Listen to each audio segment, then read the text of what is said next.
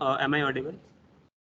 Hey, yes, I just want to check. Can you see me moving the slides on my screen? Yes, we are able to see. You can see me Yes, moving ma'am. to these slides. Okay. Yeah, the slides are moving. So I think we Okay. can start with the workshop. Okay. But Okay. I'll just start off then. Uh, Ma'am, just a second. So, like, let me like give you a brief about the situation. So, इसमें वो echo हो जाएगा. So, you would be able to see two cameras. So we have basically two rows in this room, and one camera for each row, right? So Yeah. now, if the audience has any, and I am currently standing at the podium. Okay. So if the audience has any question, so they can come to the podium and then can ask you. Okay. Right. So, Okay.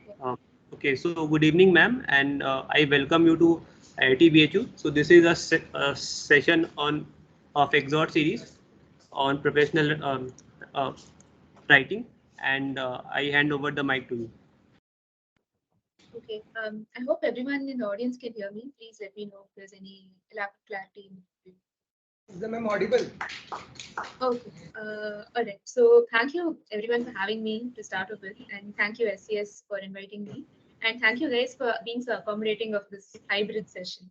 So at the outset, I want to make it clear that I don't want this to just be me talking for an hour or what. I want you guys to pitch in wherever you think you have ideas, or wherever you think you have questions or thoughts or anything you want to share. Even if it's the middle of the presentation, I want to make it as interactive as possible. So having said that, this is going to be not just me talking. I'm going to first ask you guys what you feel about particular section of the presentation, and then we'll take it forward from there. I think Gaurav being at the podium will help us facilitate that kind of conversation. And I hope that won't be an inconvenience for you since you'll be standing for this much time. Yes. Okay, so let's get into it. The presentation today will largely be about these topics, which is what is professional writing, why it is necessary as a skill, like why are we learning this and treating it as such an important thing that requires this kind of effort to learn, where is it used, what does the writing process look like. So the first three are about what, why, where, but the writing process is about the how of the writing. How do we get into it? What are things to keep in mind? What are some know-hows that will come of use? And then we move on to some standard tips for effective communication that will be relevant across the board. It doesn't necessarily have to be just professional writing. It can be any kind of writing. These tips will come up handy in any kind of communication. And then we'll segue to a small writing workshop because, as we all know, this is a skill that we can't just learn or teach by just giving a lecture, right? It's a very hands-on practical skill. So only in the doing of it can we really understand how to identify mistakes or where to keep an eye out for things. So having said this, we'll move into what professional writing is. So before I start, like I said, I want to hear from you guys. What do you think professional writing is? What do you think constitutes this style of writing, and why is it different from the other kinds of writing? How is it different from content writing? What do you expect from professional writing as a subject?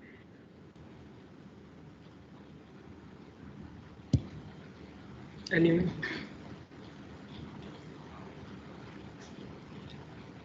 We can make it more simple. When I say professional writing, what is the term that comes to your mind? What is the first word that comes to your mind? writing the article, right? So Okay, one writing an student article. says Yeah. writing the article. Okay, what else? What other kinds of professional writing do you know? What do you think it means? The word itself, professional writing, has certain connotations, right? So, what do we associate that with? Using formal language without slangs. Right. Using That is a formal great language. definition. Yeah, I could hear that. And someone on chat has also said that it is writing that is used in formal communication. Yeah, all these are great answers. So, for more context, let me tell you in succinct words what professional writing is. It is a style of writing that is clear and concise and seeks to convey information quickly in professional settings. So, it is a style of writing that is usually deployed to inform or persuade an audience. So, where is the connect really between informing and persuading people and writing? Like, why are we linking these two? This is mostly because a lot of well informed and solid decision making comes from effective communication. And I'm not talking about high level decision making here. It can be something as simple as writing to the head of your department for a change in the course, or writing to your professor for a change in the content of it, writing to your hostel warden regarding some problem. It could be to stimulate some kind of discussion, conversation, or encourage action even in very local spaces.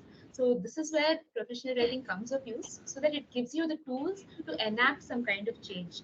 And having said this, professional writing comes in multiple shapes and forms. It's a very wide ranging style of communication. So it could be, let's say, you sending an unsolicited cold email to strangers. So cold emails are emails that people aren't expecting from you.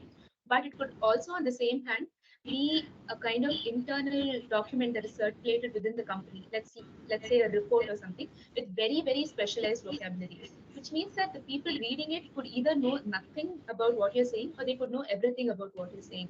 And your approach to it could either be extremely general or extremely specific. So to condense all this into something more specific, let's look at the what, when, where of professional writing. So what is professional writing? It is clear and concise writing. So the agenda, the focus of your writing should always be to keep it as brief, as simple as possible, to convey the message. The intent should be to keep it as short and brief as possible, and to do justice to the subject in as few words as possible. And it's commonly used in formal settings, as someone said, and it's adopted to persuade an audience, which means that you're writing to encourage someone to adopt a course of action. And this is usually someone who's a decision maker. And how is it's research oriented and error free without being too lengthy, while laying emphasis on conveying ideas quickly. So when I say research oriented, does it mean that you need to cite papers on papers and have to mention your bibliography and all that? No. You just need to have enough factual backing to add credibility to what you're saying, so that you're not just building castles in the air. You can't expect to make statements and have people believe you, right? Especially if you're trying them to do something because you're asking them to do it. So where is the factual basis for them to believe you? And for them to feel like, okay, this person makes sense in what they're saying, and I also have the data to prove that they're not fully incorrect, or I have a reason to believe them. So give them that reason while being error free, so that it adds to your credibility. People don't have a reason to question you if you remove any scope for error from your writing. And of course, lays emphasis on conveying ideas quickly. Why I say this is because the style of writing itself has a very time bound aspect to it. And we'll get into this as we traverse the slides in this workshop. Moving to our next slide. Yeah, this is just a summary. Before we get into the heart of the matter, I just wanted to tell you guys the intent, the voice, and messaging. This can be an easy reckoner for you guys whenever you're sitting down to write something. When you have a clear understanding of why you're writing, it does like 50% of the job for you. To convey information clearly, efficiently, and persuasively. This means using compelling language, using language that makes people feel stirred enough to adopt a course of action, and to convey it clearly so that you know exactly what you're asking of.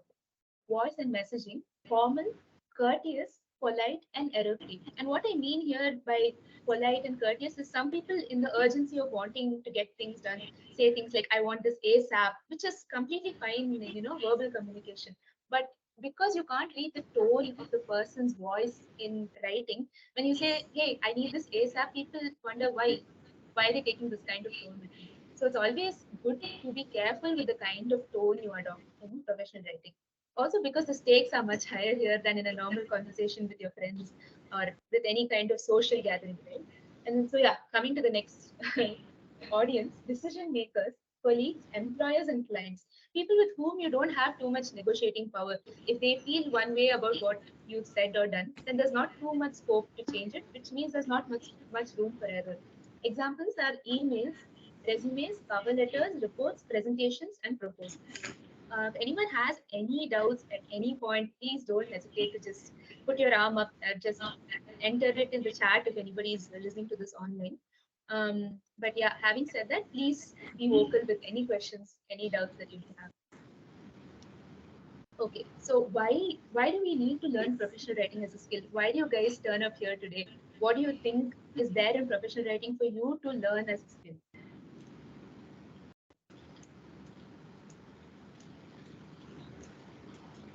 Ma'am, for basically writing some research proposals.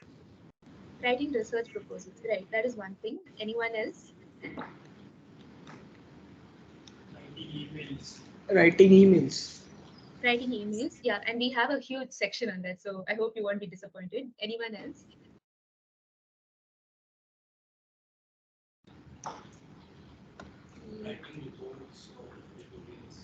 Writing reports and editorials. And editorials, okay.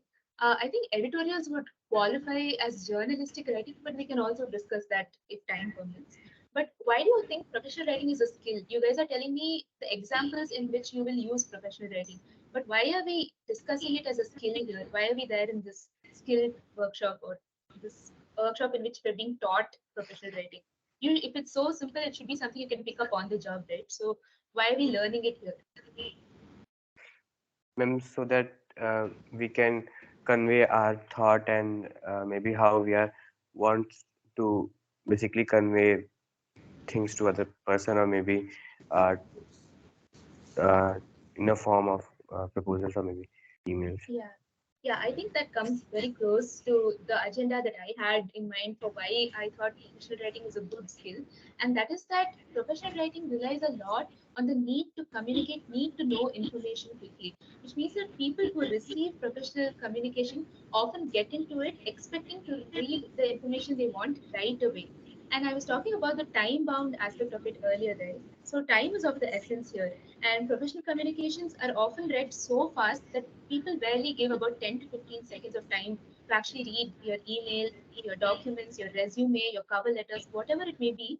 These are more likely to be skimmed than read in depth. So that is the difference between any sort of professional communication and whatever falls outside of professional communication. Whether it's there's a difference between research proposal and the actual research, right? A proposal on the one hand is going to be read in about 10-15 seconds, but when you're actually producing an academic scholarly work, or if you're writing an editorial, these are the kind of things that people make notes for. On the contrary, professional writing is the kind of thing that people will just glance and then they'll be like, okay, either I'm convinced or I'm not convinced. That is, after all, the decision making process that goes behind evaluating resumes, right? So the need to know basis is what makes all the difference between any other piece of writing and professional writing. So to get into why professional writing, to explain this more in some detail, why we think of it as such a valuable skill is because we need to engage the reader through writing that is relevant, valuable, and attention grabbing. And how this is done usually is through a hook. This is also a concept in journalism where you draw in the reader with a hook. Can anyone tell me what a hook is? What do you understand by the word hooks?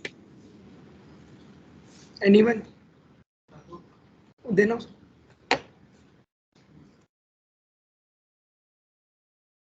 Maybe short note that is conveyed uh, prior to any content. Right. Okay. So you mean what do you think a hook is? Even as a noun, when you think of a hook, what do you think of? What is the visual image that comes to your mind? Visual Ma'am, image. anything like which holds information. Right. But then when we talk about this particular thing, right, engaging the reader through writing that is relevant, valuable, and attention grabbing. So why are we discussing a hook in this context? What do you think a hook is? When we talk about fishing, let's say, take this completely out of context. Why do people use a hook in fishing?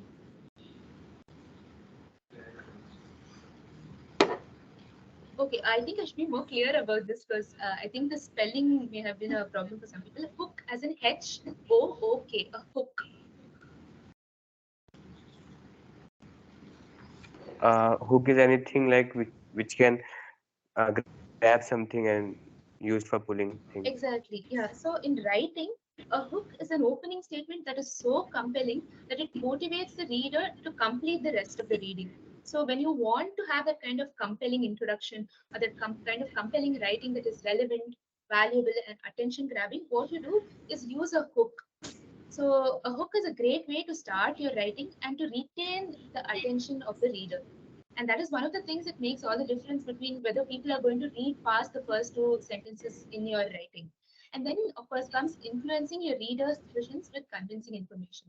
And now this is a combination of combining information that is interesting to the audience along with the style of presentation that is compelling. So naturally, the kind of information that is going to be interesting to, let's say, a mentor figure who is doing research, or let's say a PhD advisor, is going to be very different from content that is going to be interesting to someone working in a corporate environment. So knowing the difference between the two and assessing what kind of information from me, from my resume or from my profile is going to be relevant for either of these will make all the difference. Because if you submit your research profile as work for consideration to a corporate organization, they're going to not really find too much value in that. But all the effort you put into making it compelling or adding a hook, all of that could also be detracted by the fact that you just don't have the right information. So it's a combination, like I said, of adding the right kind of information with the right style. So structure makes a lot of difference to whether or not your professional writing is able to meet your goals. And of course, then comes establishing your authority on the subject of discussion using factually sound writing. So when I say factually sound writing, this is what I meant by using statistics, using numbers, using secondary research to back what you're saying. To say that this has already been established by a bunch of studies, and this is why I think that it's more reason for me to work on it. This is what served as, let's say, a launch pad for me to take off from and take this forward in whatever capacity. Finally, understanding the relationship better between the writer and the reader and treating each document with a unique approach. And this is a standard tip for all pieces of professional writing. It doesn't have to be just for resumes or just for emails. Understanding whom you're writing to, putting yourself in the shoes of the person who's reading can make all the difference. For example, if you were evaluating someone who's applying for that position, how would you take it? So just always place yourself in the shoes of the person who's going to be evaluating you.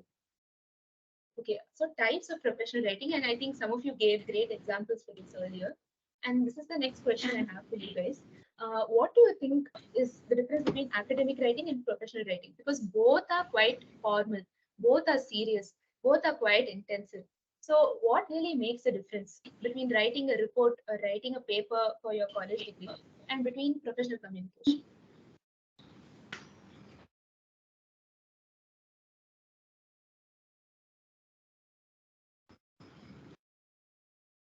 You can just tell me what you think of academic writing, and then we'll see if the antithesis of that is true for professional writing.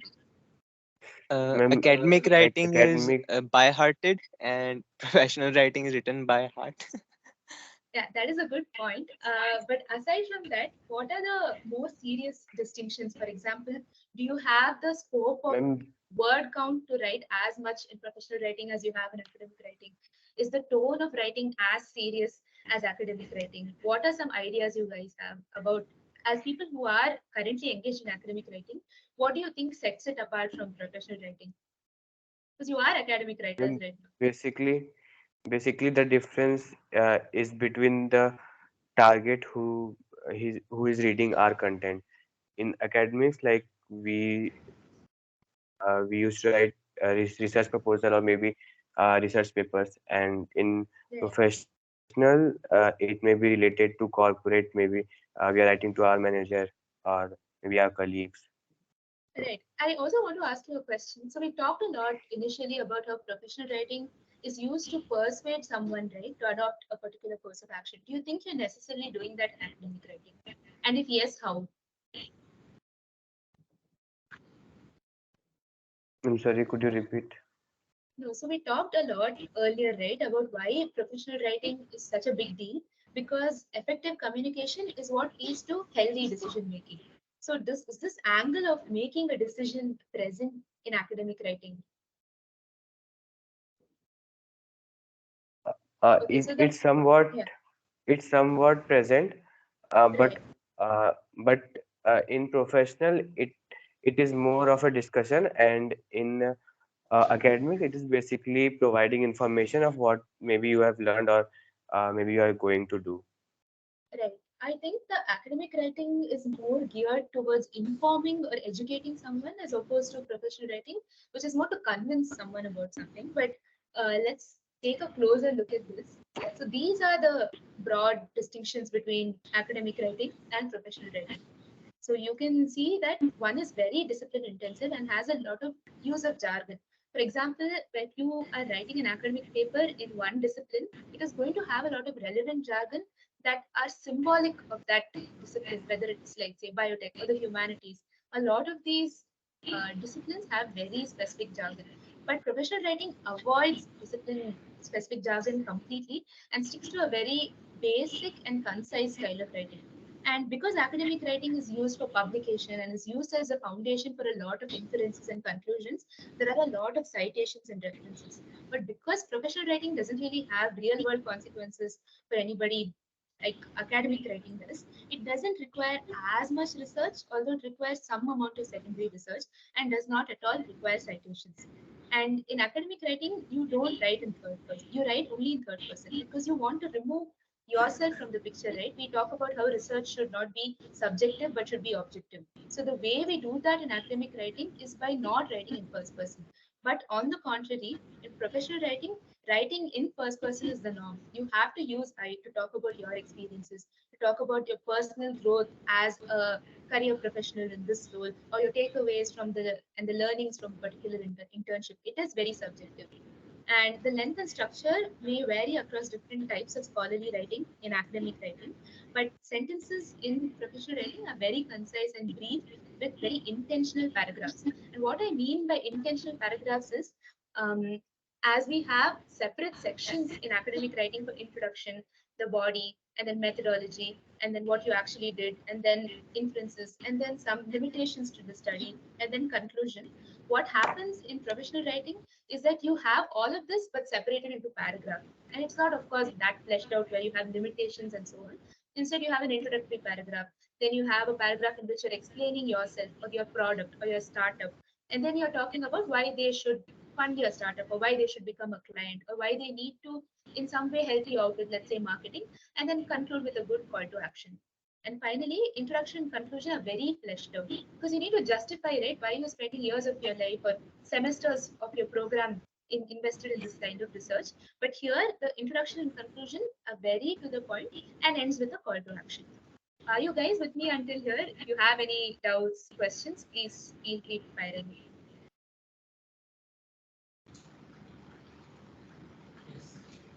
Then also, Okay, if no one has any questions, I'll proceed to the next slide. So these are some more standard examples of professional writing. And what we'll be discussing among these seven is just these four. And why I've separated email among the other three is that email can be an independent, standalone style of professional communication. But usually, whether it is resumes, cover letters, or pitch presentations, all the mode of delivery is through email. And usually, by sending an email, you're making a case for why you should be heard or why they have a reason to open your resume or open a cover letter or open your pitch presentation. So email is basically doing 50% of the work that you would normally put into getting them to read the resume, read the cover letter or the pitch presentation. And so we someone had said that they wanted to discuss email writing, and we will do this. Yeah, so effective email writing. What do you guys follow as a standard practice when you send emails? I'm sure all of you have sent a bunch of important, highly high priority emails at this point. So, what do you think are the defining features of good emails? uh, and basically our email should have addressing the person who you have mailed, and Okay. it should be a very precise, to the point, what you Hmm. want to say, and uh, end with a thank you. Okay. Is that Siddharth, if I'm not wrong? Yes, ma'am. Okay, those are great points. Anyone else? I think we're headed in the right direction. Anyone else wants to take a stab at this?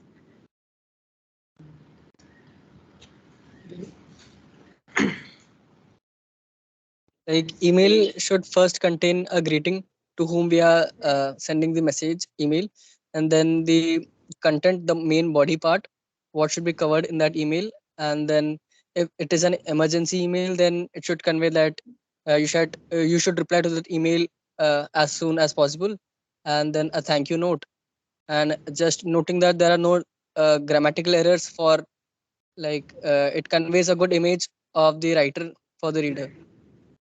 Yeah, those are all great points. I think that actually captures the essence of what I wanted to say. Great points, by the way. So we'll get into the actual crux of what I wanted to discuss. about email writing. So effective email writing involves use of a professional email address. I know this sounds like a very obvious thing to tell you guys because at this stage all of us have gotten rid of our old this person rocks or whatever Dragon Ball Z references, Pokemon references. But the reason I insist on it so much is for the simple reason that it helps you gain the trust of a new recipient. And after this comes the use of a simple and clear subject. And this is regarding project, request for feedback, or annual report with analysis. And why I insist on a subject line so much, which is one of the more underrepresented facets of an email, is that there has to be some connection between your subject line and the actual content of the email. And why this is more important is, let's say that there is someone evaluating your resume, and in the truckload of resumes and whatever they've received, emails they've received, someone is trying to go back and look for your resume. So shouldn't it be your job to make it easier for the recruiter to find your email quickly? And having this mentioned clearly in the subject line makes it all the more easy for them. And this is really one more reason to avoid clickbaity subject lines. I know it's very attractive, and a lot of people who want to get you to open their emails resort to the clickbait idea, the clickbait route. But what it does is really just distances you further and could possibly throw your email into the spam folder. And people also often decide whether to open an email based on the subject line. So the subject line is actually doing a lot more heavy lifting in this whole process than you were given to begin. So as I've mentioned here, give it a simple summary of what the email is about. So like regarding project or annual report with analysis, and if it's relevant, add a call to action, like request for feedback. And as I'm not sure what the name of the person is, he just gave a great summary of what an email should be. So the person who spoke after Siddharth. So as he said, the next point is to outline a clear agenda with effective context setting. This could include a clean introduction, stating the background and providing your intention in a crux. And what this means is having a positive introduction. And this is important because it sets the tone for the rest of your email. And it helps the reader get involved in your writing. And this also means that you need to establish the connection between you and the recipient. How did you get to know of this person? Did you hear from someone? Was there a point of contact between you guys? Was this a reference given by someone else? Suppose the recipient is a mentor figure. Have you read any of their previous work? Are you familiar with their ongoing research? Is there something about their life that really inspired you? So try to make an instant emotional connection with the reader if you think in any way that it helps you. So having a positive introduction in a lot of ways can do you a great amount of good. And coming to the body of the email itself, try to keep it short and brief and concise. And I would highly recommend not using any kind of jargon for the simple reason that a lot of us think that we should write to impress, but really we should all be writing to express. There is a big distinction between the two. Using flowery language, a flowery vocabulary, a great amount of bombastic words that you think will floor the reader is not doing as much good as we think because we're actually giving them more work to do.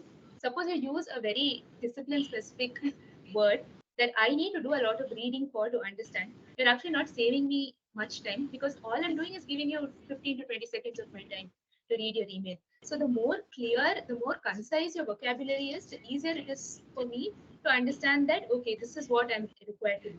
Which brings me to the next point, which is adding a compelling CTA along with closing remarks and signing off politely and professionally. So every email essentially is just a request to someone to do something for you.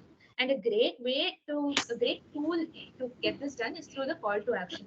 So this could be something like, please review my LinkedIn profile, or please check out my personal blog, please review my website, or kindly put me in touch with this person from this department in your organization.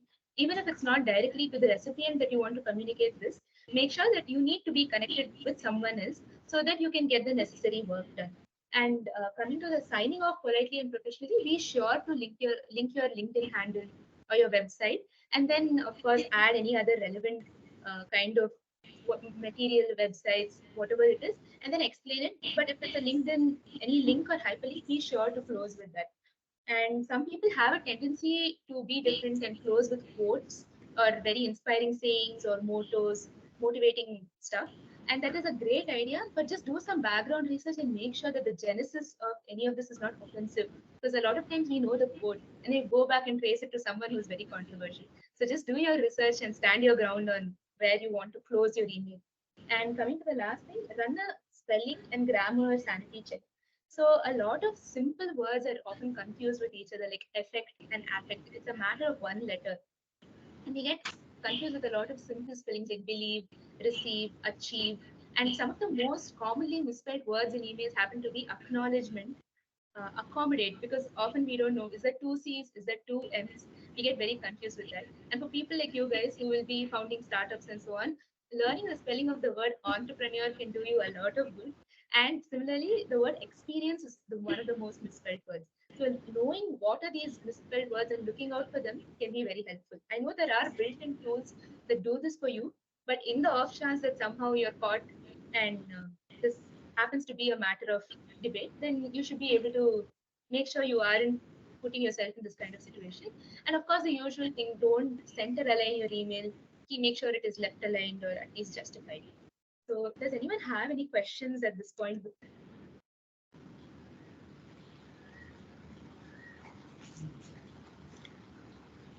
Yes, there is a question.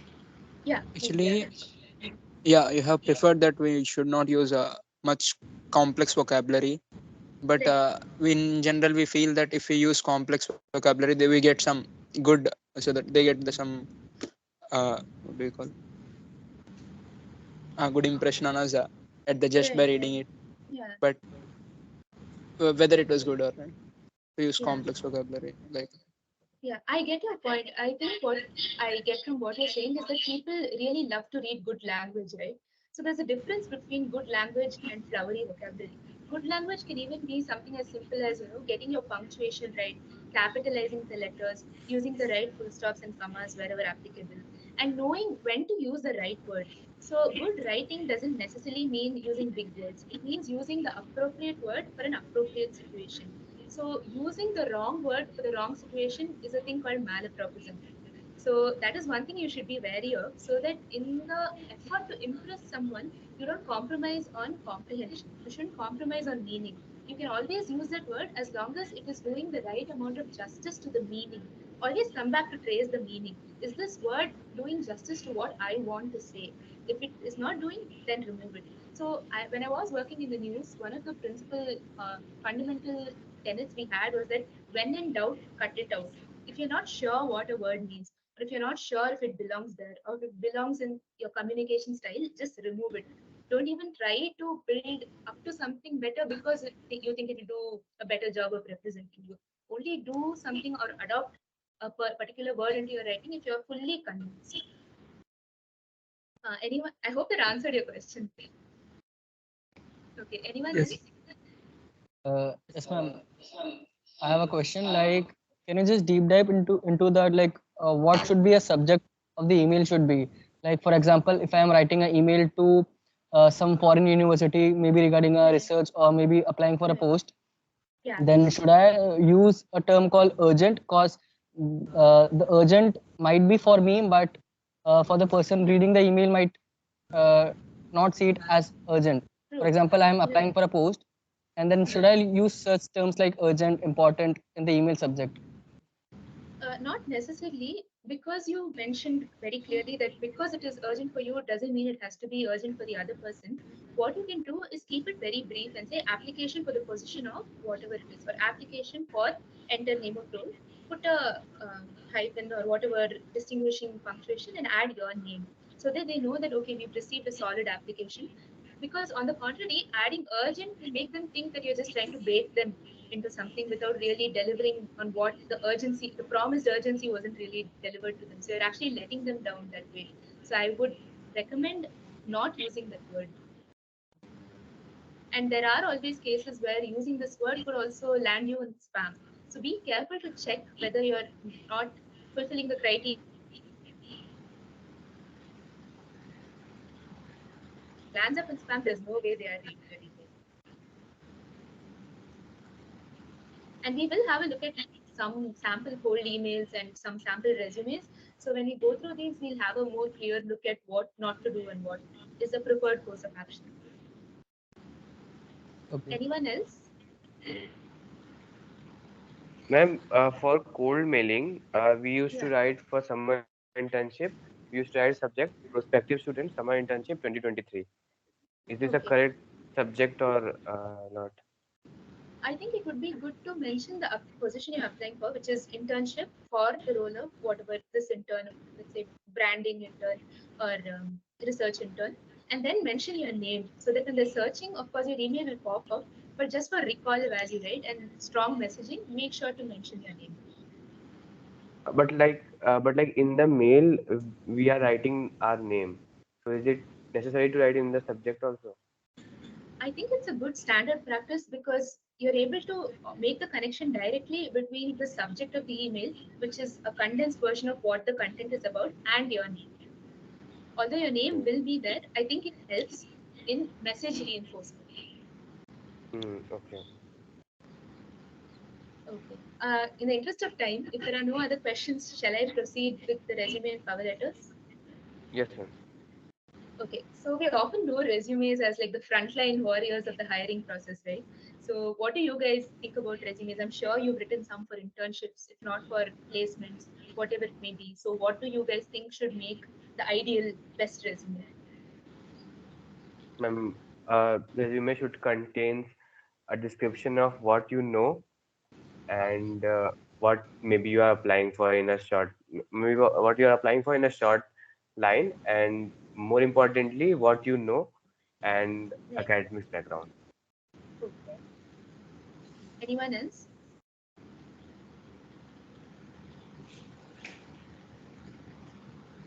Okay. Like So I mostly, just yeah, go I on. have heard that some of the companies use some uh, resume checker, so they find Right. they used to find some technical words related to their company. So Right. a resume should contain some terms that Correct. the Yeah. company used to work on. Right. Right. Yeah. Is this coming from James? Am I correct? Yes. Okay, with that, I'll just dive into the actual pointers that I want you guys to keep an eye out for in resume writing. So the first is tailor your resume to suit the position you're applying for. So if you have a standard resume or a master resume, which is a full compilation of all the work you've done from the time you were in school until now, don't send that everywhere. So there are specific requirements for each role that you're applying to. So make sure that the resume is tailored for that position.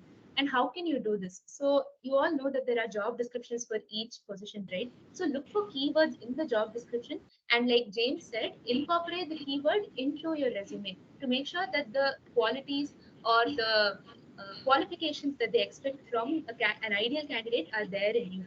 So fit these into your resume as and when you see applicable. And if you know someone who's working in a related field or someone who has applied for this position before, get your resume reviewed by them or send it to them and be like, do you think this does the trick? Or compare resumes and see, okay, this is what was the case then and this is what it stands now. How can I, what features from there can I take here? Oh, but of course, be sure not to plagiarize. Just see how you can try.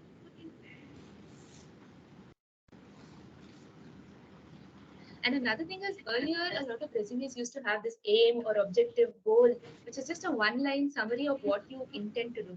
And a lot of times we get into jobs without really knowing what the expectation is from us. So right now it is pretty redundant for people to write that aim or objective statement because you're just going into it with the information given to you in the job description. So I'm not quite sure if the aim or objective section is so useful anymore. You can just start with whatever you think is particularly relevant for that role, and it usually starts with education and then experience and then positions of responsibility, co-curricular activities, so on, and then skills and other hobbies. And coming to the next point, include only the most relevant information and prioritize the most important information at the top. Avoid irrelevant language. So, since you guys are in an IIT and you must have an extensive educational experience, doesn't mean that all of your coursework or all of your academic qualifications should go into the resume. Because after all, we know resumes to be infamously only one page. So, how can you make the best use of this space? What courses or what kind of academic qualifications are achievements and what are just qualifications. So make that distinction and fit it accordingly into your resume. Keep it simple and brief. Highlight numbers and call attention to important achievements. So when you just write that I've done this or I have experience in doing this, it tells you that you have, it tells the evaluator, the recruiter that you've done something, but what adds credibility or what gives them enough reason to believe you is the numbers. So when you have impact driven statements like, for example, executed 50 cold calls a day with an average conversion rate of 5%. This gives people an understanding that okay, they did this and they have enough numbers to back this. And usually there are references to validate this on the other end. So when you have numbers like this, it's more impact driven than just, I did this and I did that. It gives them a reason to trust you more. Choose a professional font and an original template, proofread and edit your resume. So all of these are of course very standard advice, standard tips that you're given for any kind of professional document. But this also means that you need to make sure it's up to date once in a while. Mention your LinkedIn handle if necessary. And there are a lot of compelling vocabulary for resumes that come of use a lot of times. And can someone give me an idea of what I mean by compelling vocabulary for resumes?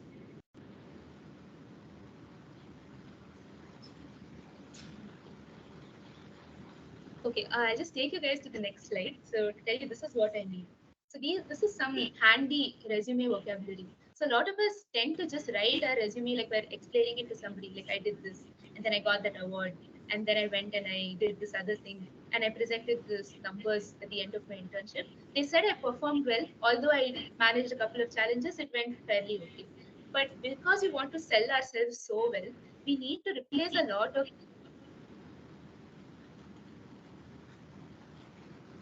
the vocabulary comes in, because it's really reinforcing the impact of what you did and really doing justice to the quality of work that you did. So instead of saying, for example, got, you say attained or achieved, secured. Similarly, did becomes completed, finished. Showed, presented becomes demonstrated. And then performed well is exceeded expectations, outperformed. Faced, manages challenges is tackled, overcame challenges. I noticed somebody had raised a hand. Do you want to ask any questions? Yeah, ma'am, I have to ask one thing. Yeah, You please have go said ahead. that some companies have a keyword search like Yeah. thing. So Mhm. how do we get that? Like, what are the Yeah, keyword they yeah. are looking for? So I think this is a good question, but it's also for you to make a judgment call. For example, it could be something simple as proficient in MS Office. So, and this could be placed high up among other things. So, one of the things you want to feature in your resume will be I am proficient or very competent at MS Office. Make sure you display your proficiency rather than just saying I am good at Excel, MS Excel. You would be able to say it displays astounding proficiency within MS Office with quick turnaround and results for whatever relevant field, accounting, taxation, whatever it may be. So like you are saying, we should maybe update our vocabulary things in our Yeah, so resume. in the handy vocabulary slide, right, whatever you want to say, once you've written your resume, you have all your information in place. You have your education, experience, qualifications, extracurricular, PO, positions of responsibilities. Once you have all this in place, wherever you have slightly weak vocabulary, right, like I presented or I did well, replace it, just make it better, keep upgrading it so that you have a reason to shine when the moment comes. We don't know when tomorrow a job offer is going to be posted on LinkedIn. So having this kind of compelling vocabulary in place is definitely helpful. Hmm. Okay. Okay. Yeah, someone else I think in the audience had a doubt. Ma'am, I have one question. Is it better to make a two-column resume? And second question, is it better to put a photograph of ours in the resume? Yeah, we will be discussing this in length much later on. But since you asked now, I think not many organizations find it helpful for you to have an image there, because more than anything, people see it as a distraction. And in the event where uh, your your resume is being processed en masse by some software, I have read that it is not possible for them to actually make any Any use question? of your photograph. So I don't think it's very recommended at this point. Okay, thank you, ma'am. Okay. Anyone else?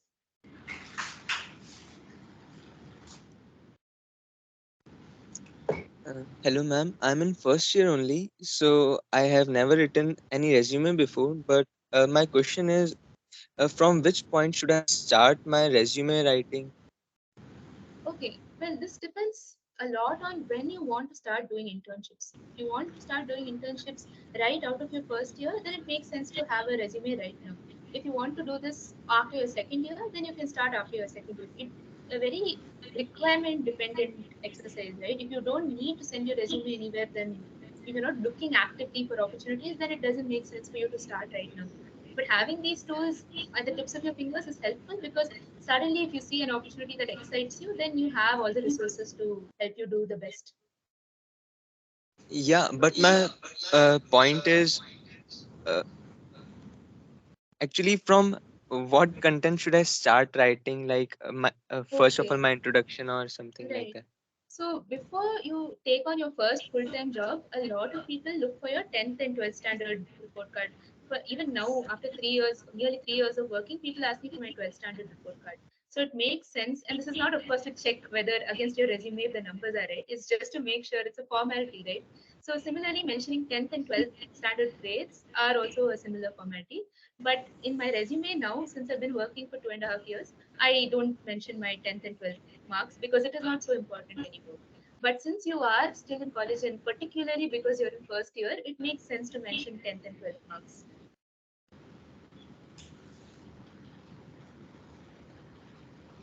Okay, I hope that was helpful. If no one has any other doubts, I'll proceed to the next slide.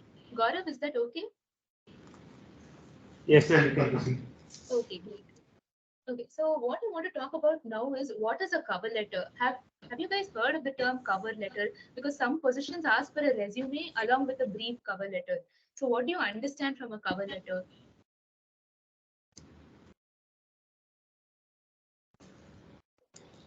This, of course, Ma'am, tells from you what the differences are, but I want to hear from you regardless. Yeah, please go on. ma'am, in research, what we used to write in cover letters is basically why we want to apply for this position and what we have done in past, like past Hmm. experience.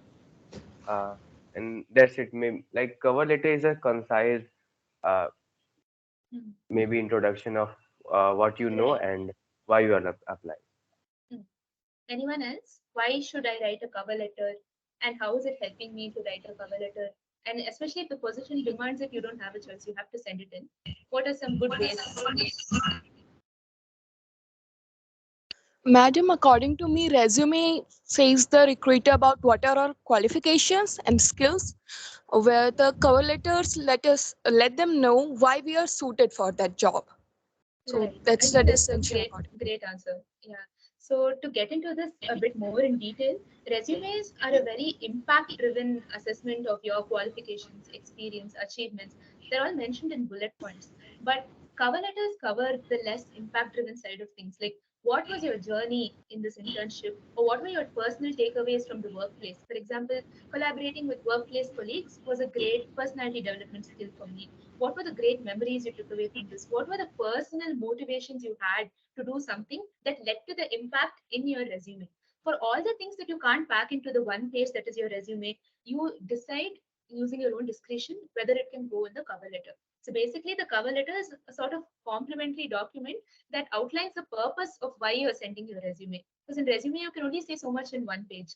Whatever you can't say, whatever else you want to say, I wish I had space to say this, or I wish they would know how close this is to my heart so they'd understand that I'm super passionate about it. That is what you say for the cover letter. So we'll get into the differences now. Um, so the resume focuses on the what, where, and when because it has the position. What was the position about? What was the company about? What was the role about? Did it happen in which state, which city did it happen in? What was the timeline? Was it a two month internship? Was it a 3 month internship? Is it an ongoing internship? And cover letter, as someone pointed out, focuses on the why with appropriate elaboration as per the role you're applying to. Resume may follow a chronological order, sometimes in reverse order. Because, like I said, we start with 10th standard, 12th standard, college, and then our first ever internship, and then second year internship, third year internship, and so on and so forth. But cover letter is formatted to highlight your qualifications and experience for a particular role, which means that your first year experience may be relevant in chronological order for your resume, but really the third year internship is what made all the difference between you wanting to continue one path for your career and then wanting to change tracks to something else. So this is a chance for you to put your third year internship first and say, while I did all this, it was my third year internship that was the game changer. It did so much for me that I wanted to actually shift tracks to something new. And resume summarizes relevant experience, professional history, education, and achievements, and almost always in bullet points. But this, on the other hand, justifies your motivation for a particular role with specific examples. So you can talk about on this day when I was working on this project in this company, what I realized is that for a quick turnaround, I need these things. Or I realized that I had this skill that I was hitherto unfamiliar with, and suddenly I realized that okay, I'm not bad at this, and I want to make a career out of this. So, in the event that you guys are requested or required to write a cover letter, these are some things for you to focus on. So, we'll move into the last part of the workshop before we get into the hands-on segment, which is pitch writing. So, any pointers that you guys have on pitch writing? Any ideas, thoughts for budding entrepreneurs out there?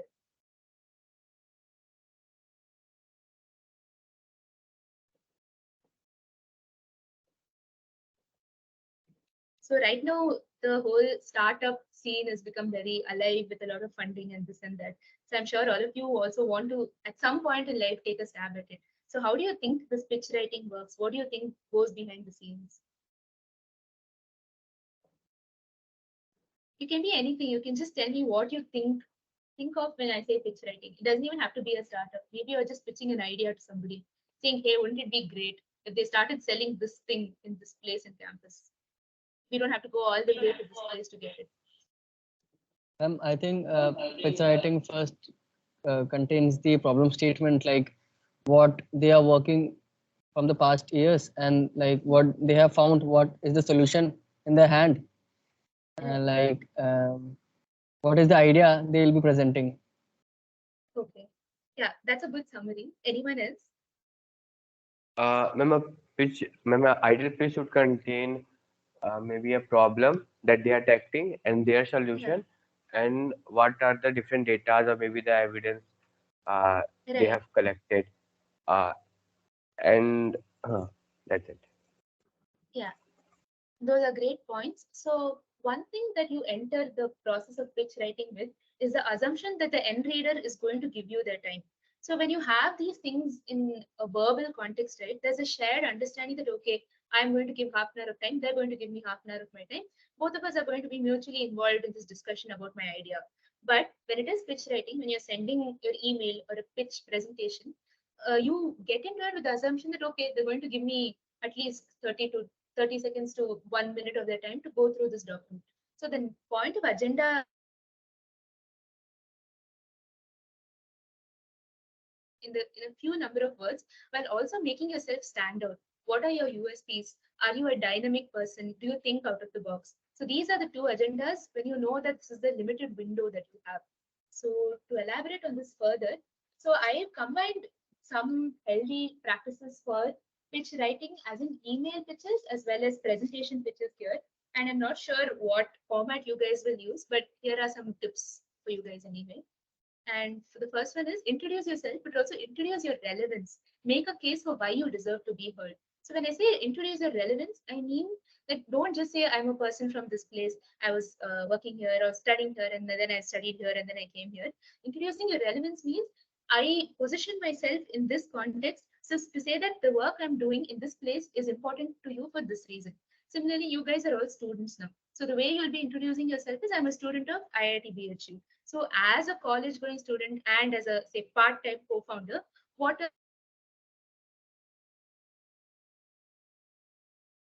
or what were the small challenges you faced? So as an IIT student, what were your outcomes? What were your credentials?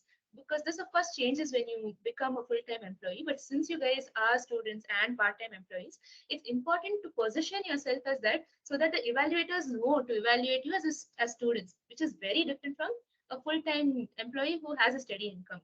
And the next point is to outline the problem you seek to address or the gap you seek to fill, highlight why you're the best fit and why you are different. So this means that you need to explain why your idea or your solution, your company, you as a person are unique from everything else. If an idea came to you, why is it the best idea in the market? What are the other competing factors that are better or that are worse than your idea for whatever reason? What is the place you see yourself fitting? Are there other competitors who could do better than you? What was the genesis of this idea? What was the journey so far? Where did this idea come to you from? Where do you see it going? So this is basically a way of saying you should have a healthy understanding of the market around you or the people around you. Who do you see? How do you assess your competition? How do you assess the current environment? And of course, the next logical point is to supplement this with the right kind of examples. To say I'm not just pulling this out of thin air, I'm actually saying this based on facts that prove this, whether it's secondary research or statistics or case studies and examples that prove why this is a great way to go about things. Why my product or why my company is able to solve this like no one else. Why am I the best and why should you choose me? So having solid examples, solid numbers, statistics, a bland statement saying you should totally trust me because I said so. And of course, finally, customize your pitch based on your reader, conclude with a strong CTA. So as you guys know, writing a pitch to a founder or to a funder is going to be very different from writing a pitch to a customer. So when you're asking for money, it's going to be a completely different approach from selling it to someone for money, right? So this is where you make the distinction between your writing being content heavy versus content efficient. So content efficient means you're using the right content in the right places. You're not taking a lump sum amount of content and then dumping it in both places. You're able to make the distinction between two different things and saying, this is the category of content that is relevant for this audience, and this is the category of content that's relevant for this audience. So I'm not going to bore them with everything. And of course, the standard tips, add a call to action, add your LinkedIn profile. Hey, this is my profile, this is my website. Let's take it forward from here. Looking forward to hear from you. So the bottom line in any kind of professional writing is to customize your writing for your target audience and knowing what goes where and giving a structure to it. It really is that simple, but knowing that all information goes in any place is the one distinction you'll have to learn to make. So I think with this, we actually come to an end of the explaining part. So now is when you guys get involved, get your hands dirty and actually do things. And since we want to talk a little bit more about some standard writing tips that are not relevant to just professional writing, we'll talk a bit about that. But any questions, any doubts at this juncture, anything you think I haven't covered that you want to hear about?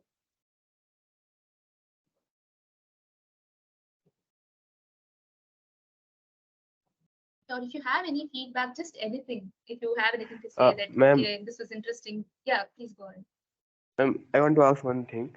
Like, Yeah, let's say, like, I have a content of what, yeah, like, I want to basically write for maybe a research paper. right.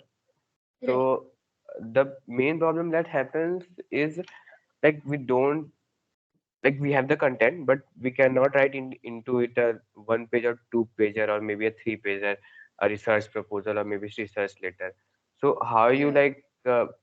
uh, like elaborate or maybe elongate your So content? usually for research, they ask you to write an abstract of 250 to 300 words, right? And Yeah. based on the abstract, they decide whether or not your research should take the next course of progression. So I think having a solid abstract and having something set in stone to return to will give you adequate guidance on how to take this writing forward. I think that's one of the reasons they ask you to write an abstract. And also, whenever you have a piece of writing, save each draft to see how far you've come from where you started. So you can say, okay, this is the idea I started with.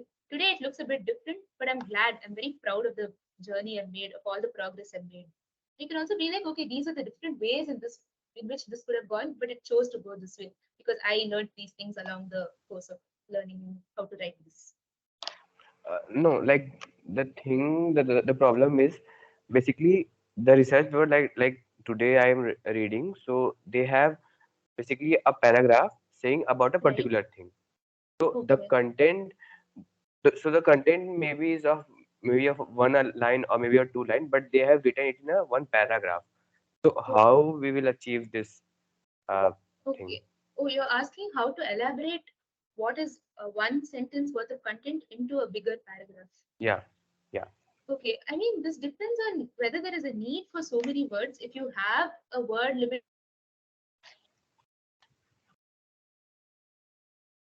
or you don't think require so much focus, you can, of course, pad up your writing with so many more words. But the challenge is that this is not part of professional writing. Writing a lot is not that difficult if you think enough about it. Like, see, Chat GPT can write pages and pages for you, but Hmm. the kind of writing that informs someone to take a particular course of action or compel someone to like subscribe to you or to give you money or whatever, that is the kind of writing that requires the least amount of words, and that is more challenging than writing a lot of words. Hmm. Cutting it down, they say that brevity is the soul of it, right? So brevity is the real challenge.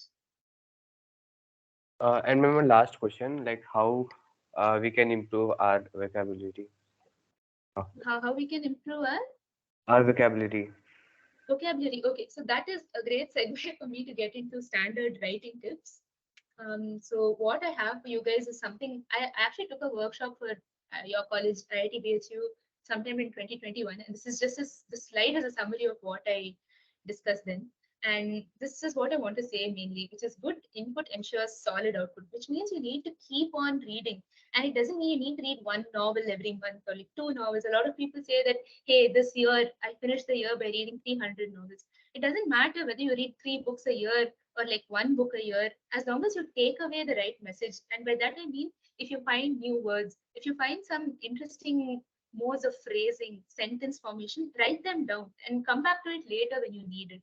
You don't need to read so many books to become a great writer. You just need to know how to process the information that you're reading. So when you have the right kind of vocabulary, the tips of your fingers, just put it down, make notes in your phone, or just take a small diary and put it down there. And make sure to not copy this, lift it word for word into your writing. Make some paraphrase it, make some changes. Plan your writing, check for previous material on the topic, review existing work on the topic, and assemble your writing resources. So a lot of writing is not really about the writing itself, not about the backspacing, typing, backspacing. It's about deciding, will I consult this source for my writing material? Will I consult this source? Then after I'm finished writing, will I take it to this person? Will they be the right person to help me with this? Who should I go to for feedback? Are they going to help me out, or are they going to confuse me because they're not from the same industry as where I'm sending this out to? So planning is one of the most crucial and often overlooked parts of writing, knowing what you want to do. Because midway, once you're already into the writing process, you're just confused about now what, now what. So figuring out the now what is what comes in the planning stage. And then, of course, is the consulting of domain experts to add credibility to the final product. And this is particularly true if you're doing something research intensive. Other people who know enough about what you're writing on, other people who have done journalistic work, for example, who can give you on ground examples of why, what the reality is, and how can you use this to support your argument. Use the thesaurus liberally while writing, editing, and proofreading.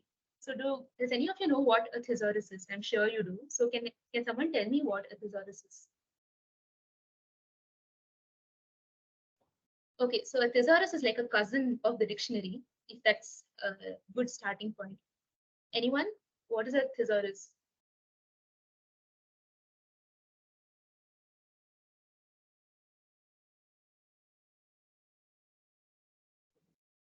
Okay, it sounds like it could be the name of a dinosaur, but whatever comes to your mind, just tell me what you think a thesaurus is. It sounds maybe like thesis.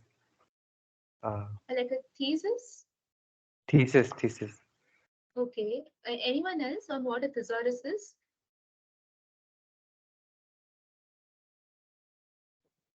Okay, this could probably also be because many of us, when we need a thesaurus, we just go to Google and say, let's say, needed synonym or decided synonym. So a thesaurus is just a collection of synonyms.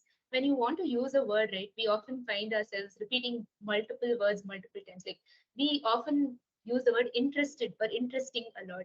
And we say, this was so interesting, and that was so cool, and this was interesting, and that was awesome. But we don't have enough professional vocabulary to replace interesting with, or it was compelling, or it was motivating, or it really triggered action. So when you need enough substitutes for one word so that your writing doesn't become stale and repetitive, you consult a thesaurus or the new age thesaurus, which is Google, and you just say interesting synonyms or whatever synonyms for words that you want, and use the right kind of word wherever you think that it fits. And this is where a previous question comes into the picture.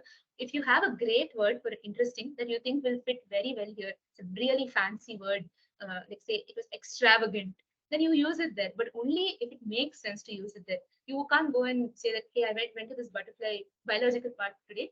I visited the butterfly garden and it was extravagant. That doesn't make sense because extravagant is usually used for situations that are more party like, a very social situation, not for a biological park. There you would say that looking at the butterflies was very serene, calming, and it gave you peace of mind and things like that. But you want to convey the same impact, right? So you use words that are higher degrees of calming, serene, it put me at ease, things like that. Um, there's a word salubrious. sanguine, things like that. If you keep looking, you'll find endless number of words. So don't refrain from using the thesaurus. And sleep on it for a while. Don't rush to submit your work. This is what I meant earlier by just have drafts of what you've written to trace the journey of how far you've come. Because the where you start now is not where you're going to be 4 years later. Suppose you are in first year now, inevitably your skills are going to improve by the time you get to fourth year. So having these drafts will give you a clear picture of okay, this is where I started. These are the things I learned along the course of the way, and here is where I am now, thanks to all the knowledge I picked up along the way. So this is a very self-evaluatory process, and can also feel great for your self-esteem to see that okay, this is how far I've come. Sometimes it can also be a bit cringe-inducing to be like, oh my god, did I write this? But it's okay. Those are small things that you can afford to feel when you know that you're going to get better eventually. Okay, so now we'll proceed to the workshop part and hope this will conclude soon. But yeah, before that, any questions?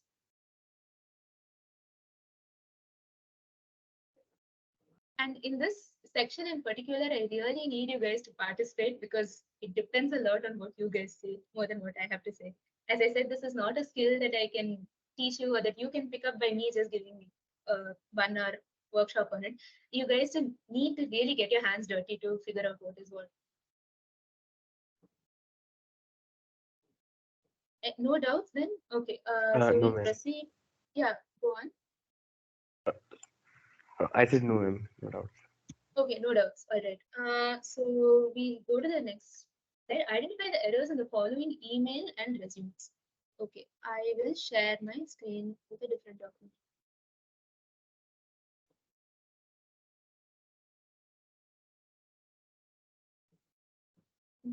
Or do you guys want to do resume first, or do you guys want to do the sample email first?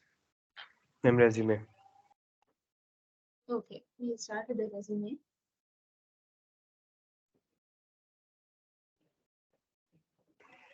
One second. All right.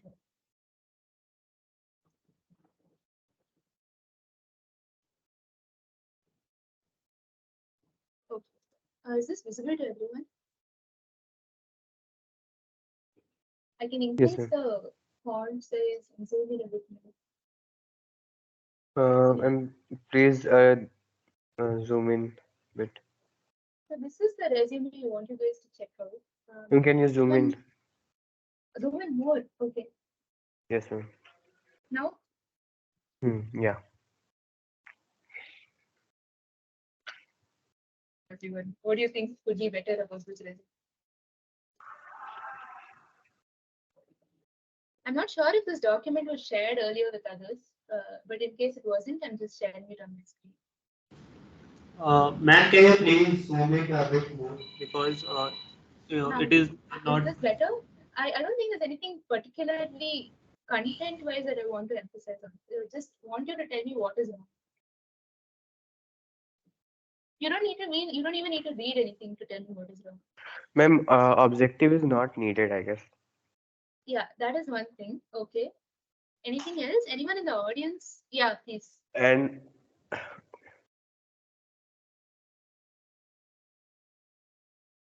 Ma'am, I think the alignment should not be center aligned. It should be, I guess, left aligned or. Yeah, that is the one main thing about it. Correct. I still didn't get your name, but thanks for that response. But there are still other criminal offenses in these resumes that you can tell me about. ma'am, The the contact topic of information should not be on the top, but should be mentioned in the end of the resume. Yeah, that is true. But the reason you probably feel like that is one other reason altogether. But that is also a stylistic choice. You can either leave your phone number at the top or at the bottom. I'm not sure if people leave their phone numbers in resumes anymore because they just send it en masse everywhere, right? So I think it's more of a process practice to send it in your email. But it is okay to attach either at the top or at the bottom. But I tell you why you feel that way. It's because all the font is of the same font size except the stuff that is in capitals and bold. Everything else, you don't know what they actually did and what comes under that. When everything is of the same font size, you can't tell one point from the other. Anyone else? I heard someone else also had yeah, something ma'am. else to say. Yeah.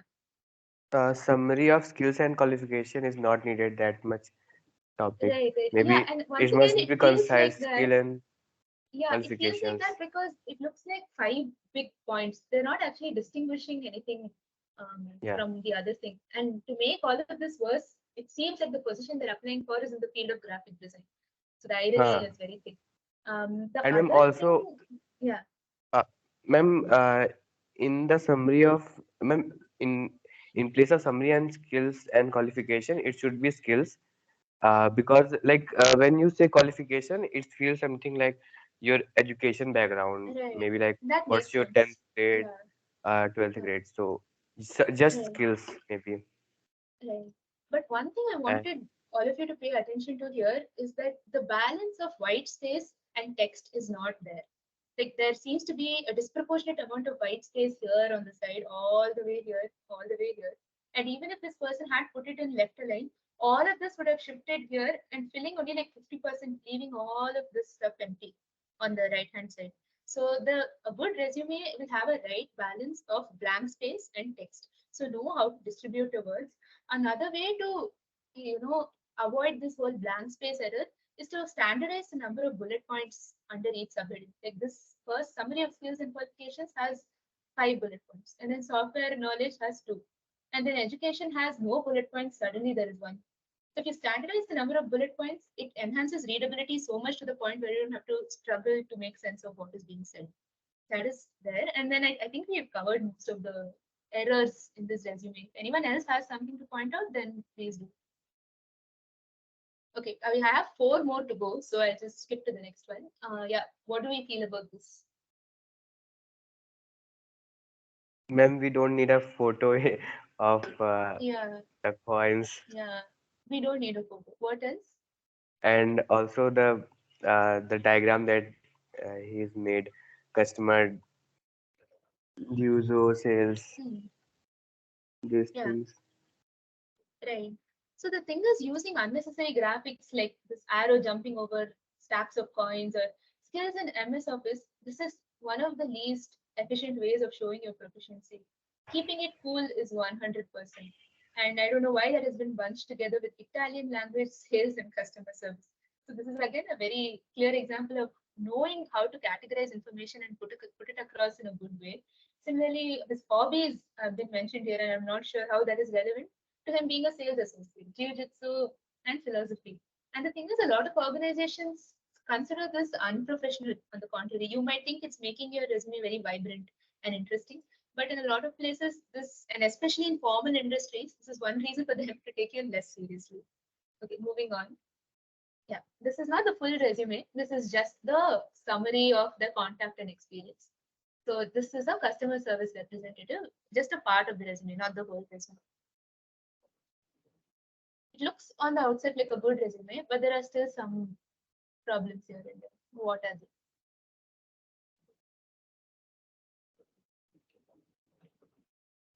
Ma'am, the spelling of rapper. No, I don't see Ma'am, any spelling mistakes as in such.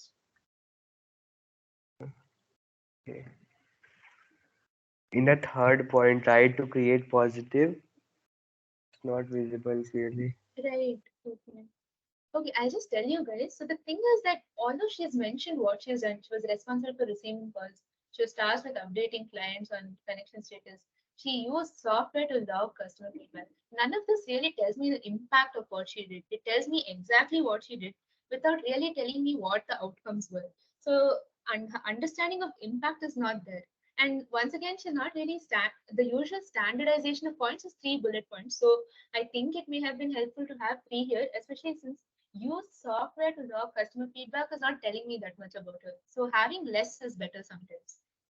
And once again, when you start any point in your resume with a strong verb, like tasked with updating clients on connection status, could have very well been managed clients with constant and regular updates on connection status. And the vocabulary here is also pretty weak.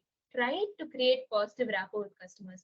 Trying is not really as effective or as impactful as succeeding, right? You could say established positive rapport with customers. So here is where you start, and similarly, her first point, right, responsible for receiving calls. that could have also ideally begun with a verb. For example, let's say again, managed calls from customers effectively, something like that. Used software, again, use is a very weak verb. Similarly, she can do all this for the customer service representative, Nashville, the point that is there below. Right. Okay, moving to the next one.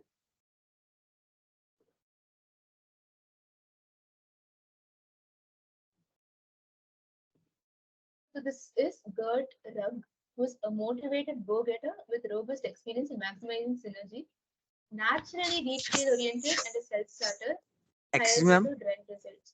Yeah, The last resume just before it. yeah. Hello. Okay. Ma'am, the previous resume just before it. Yeah. Yes, ma'am. Is it the right format to represent, because there's a lot of blank space, left column Yeah, and right that column. is also true. Yeah, I think as students of IIT BHU, you must have been given a standard template for your from your college. I'm not sure because I am from IIT Madras and we had a specific format that was given to us to follow until we got out of college. And once we became working professionals, we had the choice to pick a template that was suitable to us. So unless you don't have that kind of restriction, you make sure you choose a format that is a template that is better. But yeah, Ma'am, we moving to have a this. prescribed format by our institute, but just I was asking for the information if we apply after the college, Definitely. whether it's Yeah, a yeah, for suitable sure. format This for is a terrible resume one. template. No, you can please go ahead and pick a better template than this. I mean, see, I am giving you guys these examples to say that they are bad, not to follow them by any means. So, yeah, by all means, go and pick a better resume, resume format. So, coming back to this, regional manager in the Cheesecake Factory developed holistic solutions and so and so. Mm, yeah, pioneered a cutting edge sales strategy via the introduction of our weekly Tortilla Tuesday special. Train new employees to think innovatively and be hungry for success. Okay, so at the outset, what do you guys feel about this resume? Can someone from the audience reply? I think we've not had much interaction with you guys.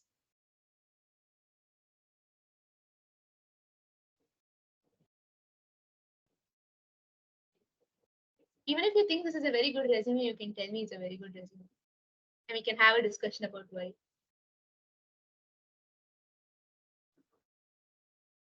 Anyone?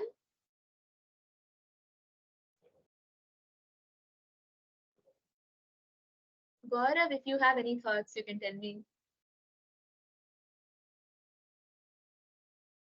Yes, ma'am. It's look very nice to me.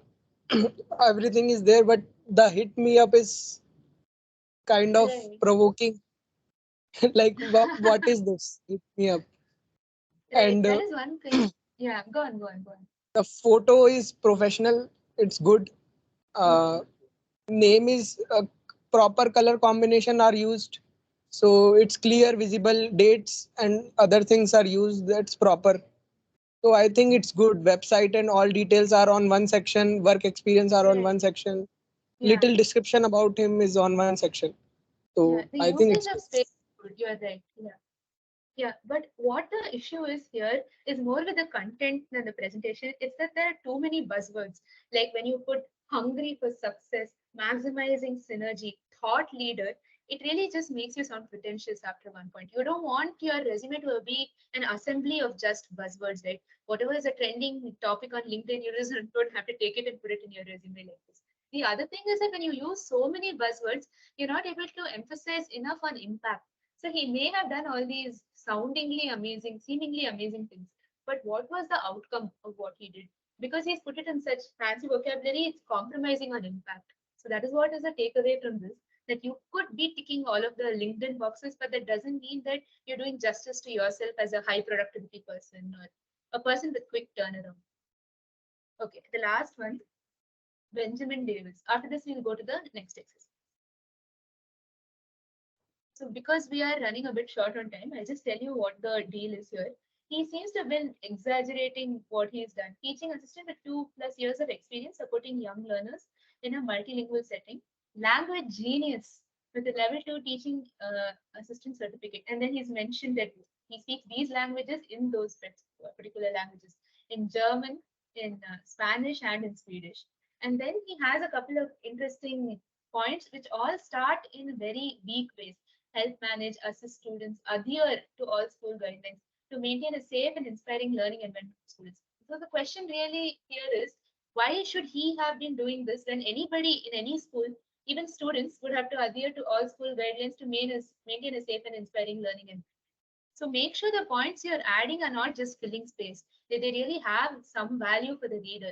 And once again, coming to the additional skills, point three, French, Arabic, Spanish, Cantonese, German, Italian, Swahili, Swedish, Ukrainian, Turkish, Dutch. So he has mentioned all this, which is once again an exaggeration, without really telling me how proficient he is in any of these. His speaking proficiency in French may not be as good as his reading proficiency or writing proficiency.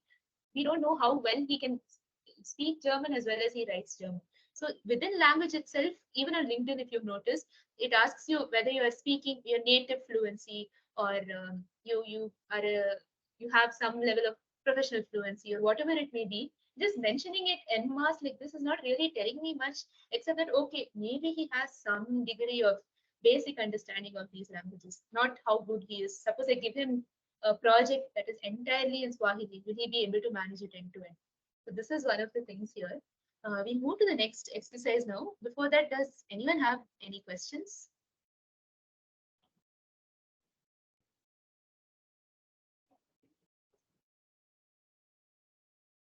Ma'am, I have one doubt. If somebody has not sufficient stuff to put in the resume, is it means how to fill up the whole page instead of keeping the page three-fourth or half? Right. So this usually is the case when you're still a student, right? So you can talk a bit more about how your courses have shaped your trajectory. For example, what were the projects you did in a course? What were the learning outcomes of each course? As a student, what were your contributions to, say, SES, IIT, BHU? What were your college fest responsibilities? What were your technical fest responsibilities? So whatever responsibilities you have don't necessarily have to be professional. It all comes down to the way you present your existing responsibilities for each of your college level positions or whatever it may be.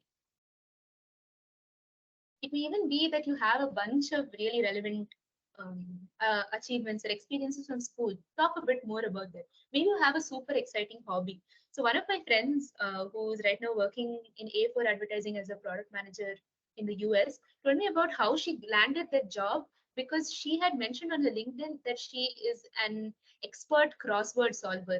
And someone else who was a recruiter saw this and he said, hey, I'm actually a very ardent solver of Guardian Quick Crossword. And then they connected on this, and that's how she got an in to that network. So mentioning these seemingly mundane things or whatever in some situations, not on all resumes or professional communications, can actually lead to unexpected networks, unexpected opportunities, especially on LinkedIn sometimes when people are just going through your profile or when they're just curious about who you are or what you do. Okay, so now I'll share my screen for the next workshop activity. Okay, so this is a short email. Do you guys see this? One second. Yeah, is this visible? It's Supposed visible, to be. but it's not. It's very small. Okay, is this better? Yes, ma'am. Oh, I'll give you about 5 minutes to read this, or less than that, because it's just about 85 words. So yeah, once you're all done reading it, you can tell me what you find wrong in this. I hope you are keeping well is the correct sentence. Yeah, that is one thing. What other things?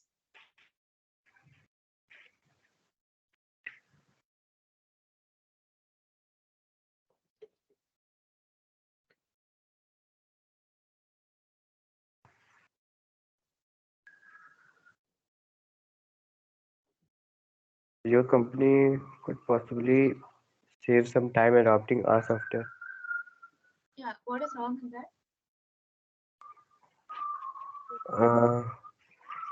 Like they are providing the software, no? Do you want to save time Right, right. Okay, adapting? anything else? It's not a correct sentence to be like. Okay, okay. Anything else? Anyone from the audience? Yeah, please. Yeah, I see a couple of people raising their hands. Ma'am, I think the hyperlinks could have been like put below the name of the person. That would have Yeah. seemed a bit Okay. better. And also Okay. the Good point. subject is a bit clickbaity. Like Good point. Yeah, yeah. Great catch. Yeah. Anyone else? Someone else had raised their hand in the fourth or fifth row. Yeah. Ma'am, in the line, let me know as soon as possible if you are interested. If interested, you can check the attachment. It sound bit wrong. Yeah, correct. Yeah, good point. Okay, if there's no one else, I'll just scroll below to tell you what I think is wrong in this. But before that, is there anyone else that wants to point out the mistakes here? Ma'am, just a question. Yeah, Uh, this mail is a marketing mail, I guess. yeah. So it is So a substrat for a doesn't pitch email. They're getting them to, buy the software and say that, okay, our company is doing this with this product, and maybe your company will find it useful. So give it a try. That's what they're saying. doesn't subject be a bit clickbaity for this? Yeah, correct. Yeah. Okay. So we'll just proceed to analyzing this a bit more. 1 second. Okay. So starting with the subject line, this is very vague. An alternative to this would be free trial on arithmetics and accounting software. So like I said, there should be a direct relationship between the subject line and the content. So what they're telling you is you get a free trial, which is, hey, please subscribe to our free trial, which is the call to action here. And then they're saying that the software we're giving you a free trial on is arithmetics. What is arithmetics? And accounting software. So that two people pointed out, this is very clickbaity and is very likely to not be read at all, be fully ignored and land up in your spam box. Hello. So there's no recipient name here. That's one of the things. If you're sending an email, make sure you know the person to some capacity where you can assess if they are a Mr. or a Miss, or if you are not fully confident with taking the gender, just say hello and first name. So don't just leave it blank here where they could feel like, oh, this could have been sent to anybody. Maybe it was just like BCC to a bunch of emails that they got off some site. Hope you're keeping well. So the issue is that this is overly friendly. You don't need to say warm greetings. Hope you're keeping extremely well. Hope you're in best spirits. It's been so long since we met. So this is a bit off-putting to a lot of people who just want to cut to the chase and get to why, what do you want from me? So having too many of these is also not going to help. Just add one or two. Hope you're keeping well and warm greetings is an overkill here. So just add one sentence for having a positive greeting. And here the issue is that we have excessive punctuation. And when you use too many of these, people think that you're deranged or they're just not excited to read your email as you think that they may be. Because why would you use free here? People look out a lot more for grammar than you think, not because they are very crazy about grammar, but more because of the look and feel of it. You're more likely to take someone seriously if they have one exclamation mark as opposed to three or four.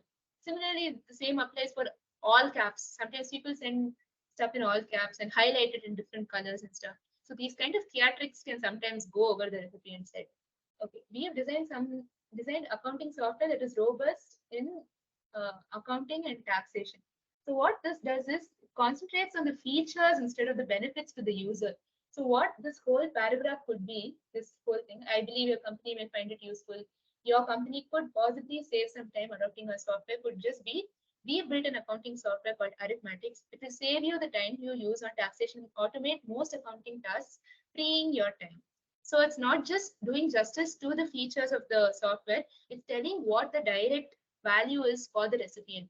So it's saying that it save the time you use on taxation by automating most accounting tasks, freeing your time. So it's just ensuring much faster turnaround.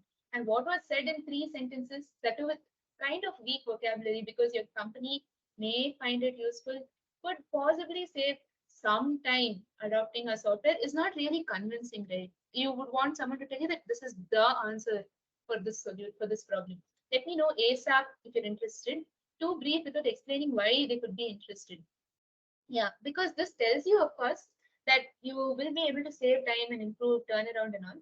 But because this email is just 85 words, you could have another paragraph saying, we're also motivated to work with your company for the following reasons, because we think that we are a great fit for these reasons.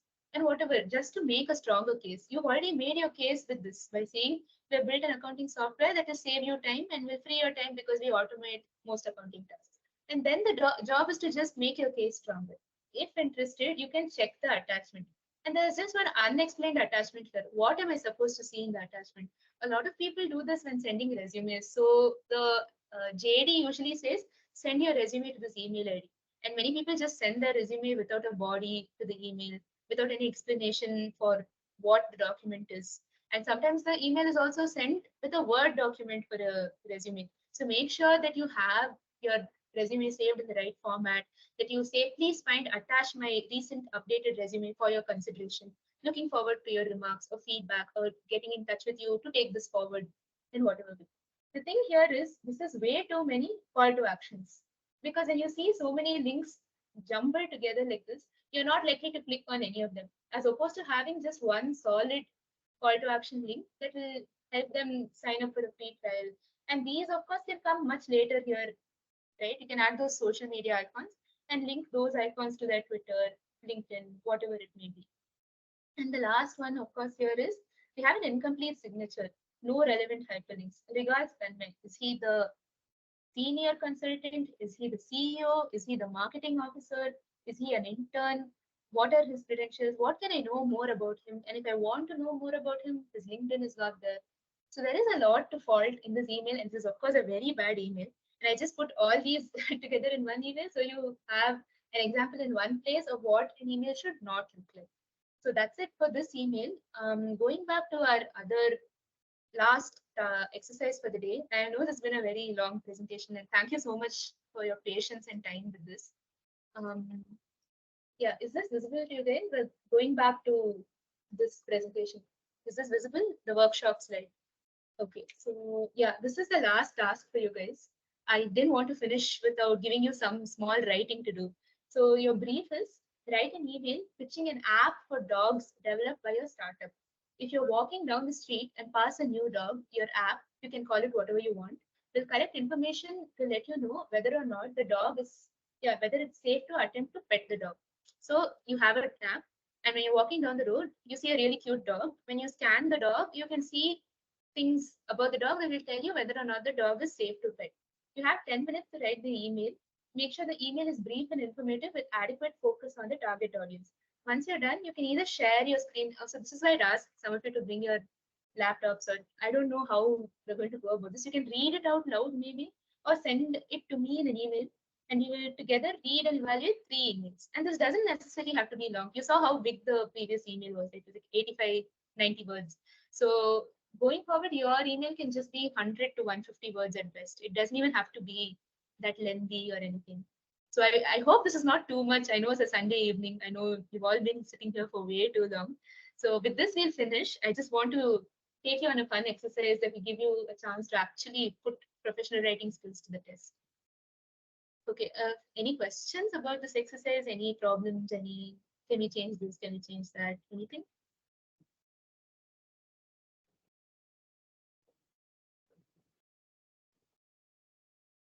Gaurav, I hope everything's okay. If there's any issues, please let me know.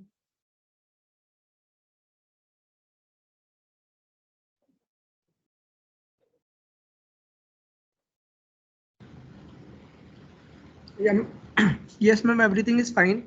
Do you want to attend now this workshop or after? We can do it now. So I'll let's not even give you 10 minutes. We'll try to finish writing our emails by say 6:55, and then we'll spend the last 5 minutes just reading them. So you have to write only 100 words, not more than 100 words, including the subject, dear, so whatever, and up until regards my name, whatever. So at 6:55, 6:56, we'll stop. And then we'll read 3 emails and close it. I hope that's okay. Yeah. Okay, great. I'll also mute myself, and then we'll get back in about 7 to 8 minutes. See you.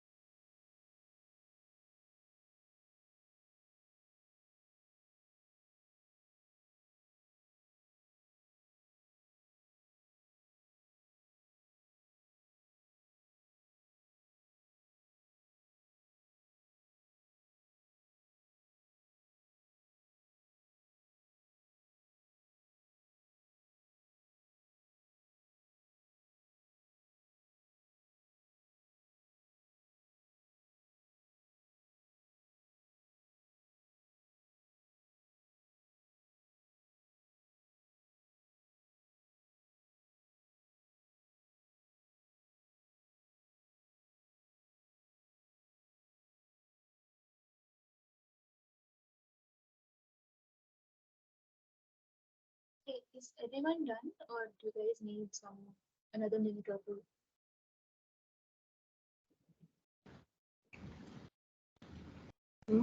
Oh, 1-2 more minutes.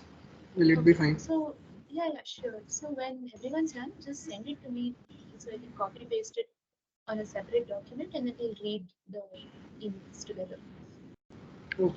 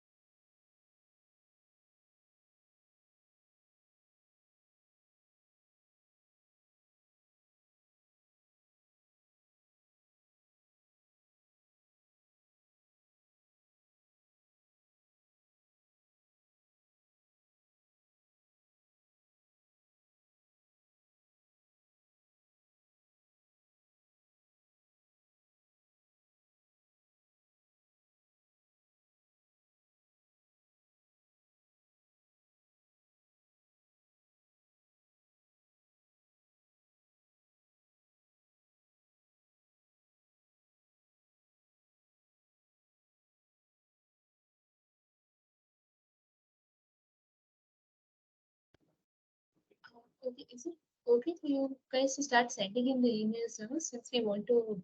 I said we'll evaluate three, but we try to evaluate as many as possible since you guys are putting so much effort into writing this. I don't want to leave any of you feeling like we didn't get to your email.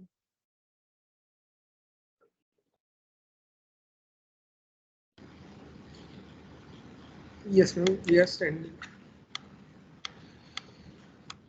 Okay, I've already received about 2 emails. So once I get three, I'll just share my email tab and we can read it directly from my email. It's okay. Um, but yeah, I'll just wait for one more response. I've gotten one from Devashish.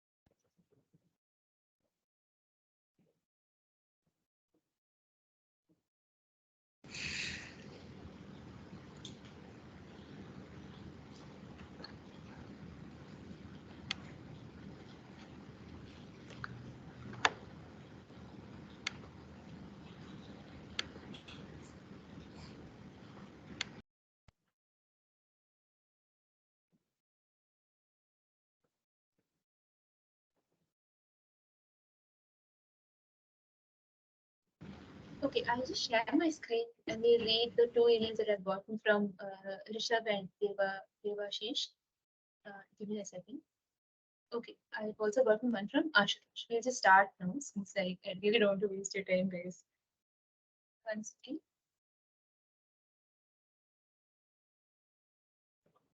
Okay, is this visible to everyone?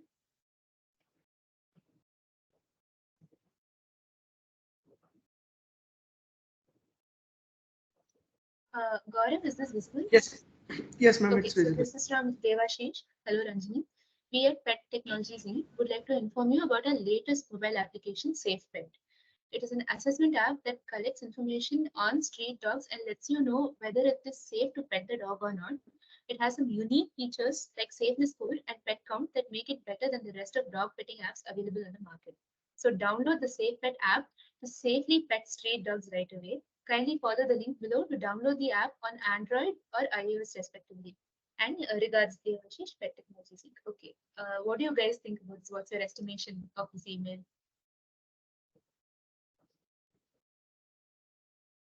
To start with, it's a really smart name. SafePet is a good name for the app, and it gets to the point. It's an assessment app that collects information on street dogs and lets you know whether or not it is safe to pet the dog. It has unique features like safeness score and pet count. Yeah, so if this were a real app, I assume he would have linked the features to the right page on the site so you can go and check it out there. Regards, and yeah, he signed off neatly. The only thing I think you could have added is just a nice intro greeting at the beginning. Like, hope you're doing well, or something funny about pets maybe is a way of saying hi. But great name, and you ticked all of the other boxes. So this is a great email. Anyone else wants to talk about this? Can we have a clap for Devashish? Okay, so I move to the next email now. So this is from Rishabh Parashar, who's 5-year IDT biomedical. Okay. Greetings from app name. Okay. If you are a dog lover or just wants to adopt a new pet, then our app name will be great. Will be a great tool for you to identify which dog you should adopt. Our app name is only of its kind. Okay, I think he means is the only one of its kind that can automatically say that you should adopt a dog or not. Even if you're walking down the street and pass a new dog, the app will collect information to let you know whether or not it's safe to attempt to pet the dog. Find the link below and try the app once. Okay, this is a good email because it covers the fact that it is one of its kind.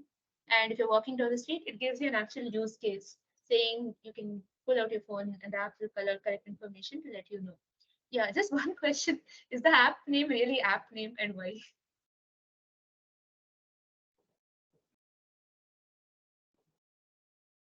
I mean, I want to believe that there's some really smart reason behind that, but yeah. Yeah, other than that, yeah, I think the rest of it is nice. The intro is great. If you are a dog lover who just wants to adopt a new pet, I mean, we all always want to virtually adopt dogs. We're always thinking about should I get a dog or not. Or at least I am. I never get around to actually getting a dog, but this is a great introduction. I am hooked. Okay. But yeah, nice, Rishabh. Good try. I just wish you'd given it a name. Okay, going to the last email so far. Good evening. I want to draw your attention towards a new mobile application, Pet Track, which keeps on track of stray dogs. Okay, I think he means keeps track of stray dogs. Okay, it not only warns you for the danger to pet on a particular dog, but also keeps on updating the customer reviews. That is a great feature. Hope you are really excited to try it once. It is easily available on Play Store and would like to get in touch with you if you're interested for our game changer application. Thanking you, Anonymous. Okay. Yeah, this is also really nice. You've introduced the app properly. It's a nice name for the app. Keeps track of stray dogs. It warns you of danger, but also keeps updating customer reviews. So do you mean that you keep getting reviews on the app or on the dog? So because if the app keeps getting customer reviews, it's not necessarily a reason to mention that in the email, right? Hope you are really excited to try it once. It is available in Play Store. This is also a great plug because suppose you want to download it, here's where you can do that. And I'd like to get in touch with you if you're interested for a game changer application. Yeah, this is a great name. Nice one, Ashutosh.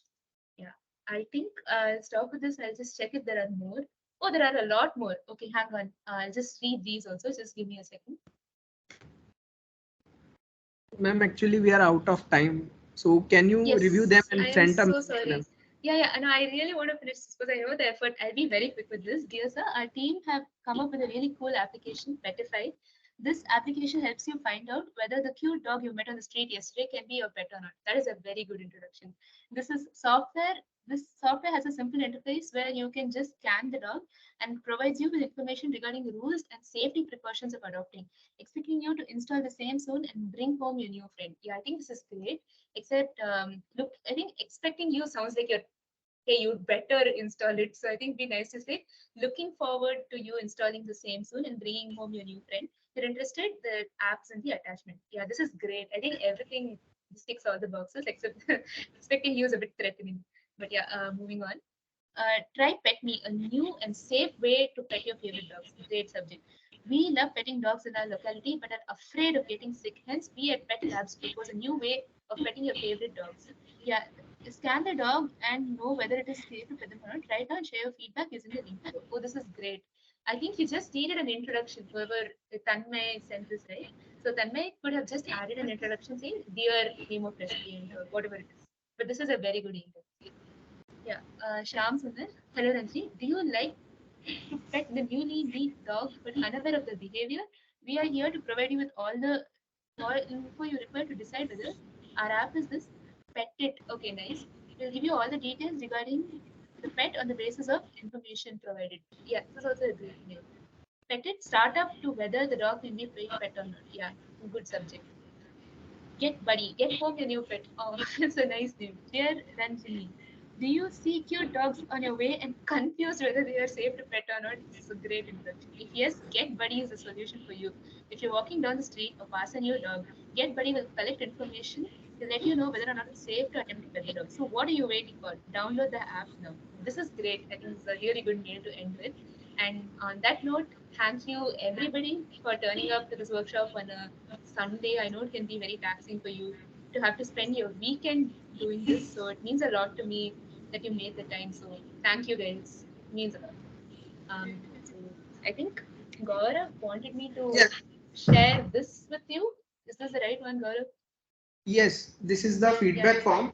You can all scan it and give us the feedback. How was the session?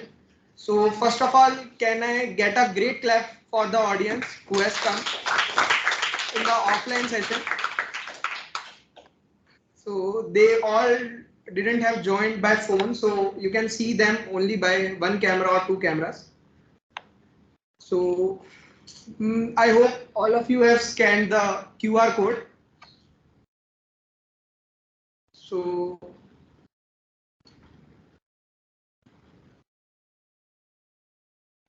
uh, uh, now I am presenting the screen. So, ma'am, is my screen visible? Oh, what this? I can see your team screen. But yeah, I think missed out on thanking all our online audience. Thank you, and thank you for our offline audience. Each of you who participated so enthusiastically, it means a lot to me because it means you were involved in something that I was very excited to share with you, and it makes this effort all the more valuable to me. And I think I'll keep this memory with me for a long time to come. Thank you guys for this. Mm, is my screen visible, ma'am? Are you able to Yeah, see? I can see your team screen. Yeah, I can see the it looks like a certificate, is it? So yes, ma'am. This is the e-memento from our side, SCS and IIT BHU. Thank you, ma'am, for taking out time for conducting the session for IIT BHU students. And it was a great honor to have you here. And this was a part of Exhort series. Exhort series cover different soft skills and hard skills even to empower the students of IIT BHU to learn and get a good grasp on the new upcoming skills that are coming. So this Exhort series come under Skill Development Council, which is a council under SCS. So to aware that Skill Development Council helps you develop new skills as what it says. So we invite new guests, have workshops like this, and kind of do activities to provoke, like Speak Up, Commando Talks, Exhort Series, this one, and Winter Boot Camp. These kind of series help you improve your skills and do good in your career. So thank you, Ranjani ma'am. And this is a e-memento from our side to you. So I hope you also enjoyed the session. Though the session was hybrid, some of us were online and some of us were offline. So Yeah, uh, thank you so much. I had a really good time, and this is, like I said, the second workshop that I'm doing for and with SCS, and both times have been really special to me. And as I said before, thanks to all of you for making the time to come here, whether it was online or offline. It's really special to me, and I look forward to doing this sometime again. And I hope whatever we took away from this workshop was in some way useful to all of you, and that it was a good use of your time. And the pleasure is all mine. ma'am, next time we are supposing you to be offline here. Yeah, hopefully, yeah, soon. Yeah, thank you. Thank you. So, any questions from the audience you want to clarify? Anything? Ma'am, audience is asking for PPT. Can we?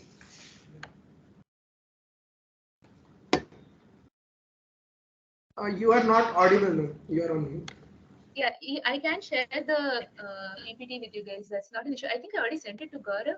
You can send that to them if